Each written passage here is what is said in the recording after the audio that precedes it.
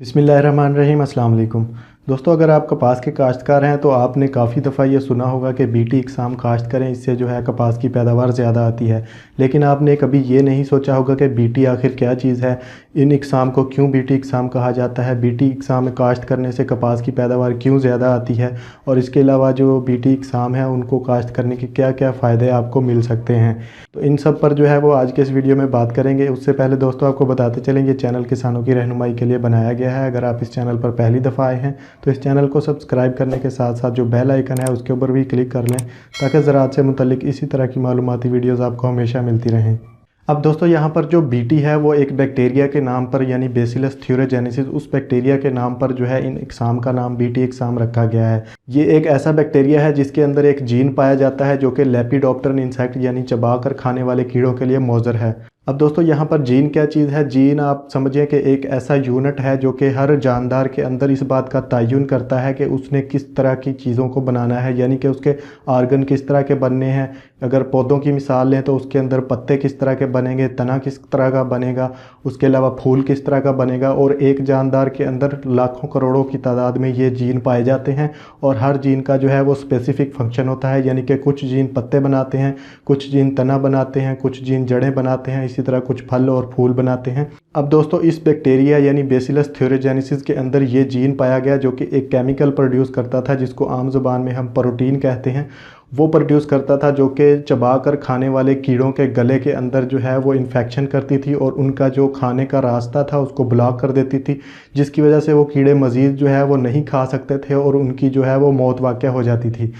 अब 1993 के अंदर मोंसेंटो नामी एक कंपनी ने इस बैक्टीरिया के अंदर से वो जीन निकाला और उसको कपास के अंदर ट्रांसफ़र किया। अब दोस्तों, जब ये जीन कपास के अंदर गया तो कपास के अंदर भी जो है वो केमिकल बनना शुरू हो गया। अब दोस्तों, जैसा कि आपको मालूम है, कपास के ऊपर दो तरह के कीड़े हमलावर होते हैं। एक ऐसे कीड़े जो कि कपास का रस चूसते हैं, और दूसरे ऐसे कीड़े जो कि चबा कर खाते हैं, जिनके अंदर सुंडियाँ वगैरह शामिल हैं। इनके अंदर लश्करी सुंडी, चितकबरी सुंडी, गुलाबी सुंडी और अमेरिकन सुंडी शामिल हैं। ये वो सारे कीड़े हैं जो कि चबा कर खाते हैं। ये पत्तों को नुकसान पहुंचाते हैं या कपास के जो टिंडे होते हैं उसके अंदर डैमेज करते हैं, जिसकी वजह से कपास की पैदावार बहुत हद तक कम हो जाती है। 1993 के अंदर जो है वो मोंसेंटो नामी एक कंपनी, जो कि एक सीड प्रोड्यूसिंग कंपनी थी, उसने अमेरिका के अंदर ये तजर्बा किया और 1995 के अंदर कमर्शियली बीटी कॉटन का सीड जो है वो फार्मर्स को कमर्शियल स्केल पर उगाने के लिए दे दिया गया। उसके बाद 1997 के अंदर चाइना ने भी इसके ऊपर तजर्बात किए और उन्होंने भी बीटी कॉटन का जो है वो कल्टीवेशन शुरू कर दी। इसी तरह 2006-07 के दरमियान जो है वो इंडिया और पाकिस्तान के अंदर भी बीटी कॉटन जो है वो आ चुकी थी। 2011 के अंदर इंडिया सबसे बड़ा मुल्क था जिसने बीटी कॉटन सबसे ज़्यादा लगाई। कपास को जो है वो जीएमओ भी कहा जाता है, यानी जेनेटिकली मॉडिफाइड इकसाम। ये वो इकसाम होती हैं जिनके अंदर किसी और ऑर्गेनिज्म का जीन जो है वो ट्रांसफ़र किया जाता है। मिसाल के तौर पर, अब वो केमिकल प्रोड्यूसिंग जीन जो कि एक बैक्टीरिया के अंदर से इसके अंदर कपास के अंदर ट्रांसफ़र किया गया, वो कपास और बैक्टीरिया जो है वो दो डिफरेंट ऑर्गेनिज्म हैं। तो इसीलिए इस कपास को जो है वो जीएमओ यानी कि जेनेटिकली मॉडिफाइड ऑर्गेनिज्म का नाम दिया गया। ये जो है काफ़ी ज़्यादा बायोलॉजिकल रिसर्चेज और साइंसदानों की काविशों से जो है वो मुमकिन हुआ। अब दोस्तों, ये बीटी इकसाम बनाने का हमें फ़ायदा ये हुआ कि हमारी कपास के अंदर जितनी भी सुंडियाँ थी, यानी जिसके अंदर अमेरिकन सुंडी, लश्करी सुंडी, गुलाबी सुंडी और चितकबरी सुंडी, इनके ऊपर जो है वो काफ़ी ज़्यादा कंट्रोल हो गया। यानी कि ये सुंडियाँ जब उस कपास को खाती थी जिसके अंदर यानी कि बीटी जीन मौजूद था, तो इन सुंडियों के गले के अंदर जो है वो इन्फेक्शन हो जाता था, जिसकी वजह से वो मज़ीद नुकसान नहीं पहुंचा सकती थी और आहिस्ता आहिस्ता बग़ैर किसी स्प्रे के उनकी जो है वो मौत हो जाती थी। तो इससे जो है वो काफ़ी बड़े स्केल पर जो है वो कपास के अंदर बग़ैर स्प्रे किए जो है वो सुंडियों का कंट्रोल मुमकिन हो सका। साल 2012-13 के अंदर जो है वो कपास के अंदर इन सुंडियों का काफ़ी ज़्यादा शदीद हमला हुआ, जिसकी वजह से कपास की पैदावार बहुत हद तक कम हुई। इन्हीं नताइज को देखते हुए जो है वो बीटी कॉटन को जो है वो ज़्यादा से ज़्यादा इस्तेमाल किया गया, जिससे जो है वो कपास की पैदावार दूसरी अक़साम के निस्बत ज़्यादा आने लगी। अब दोस्तों, इस जीन के इस्तेमाल से जो है वो कपास के अंदर सुंडियों को काफ़ी ज़्यादा बगैर स्प्रे के कंट्रोल किया गया, जिसकी वजह से जो नॉन बीटी इकसाम थी उनकी निस्बत बीटी कॉटन की जो पैदावार है वो बढ़ गई।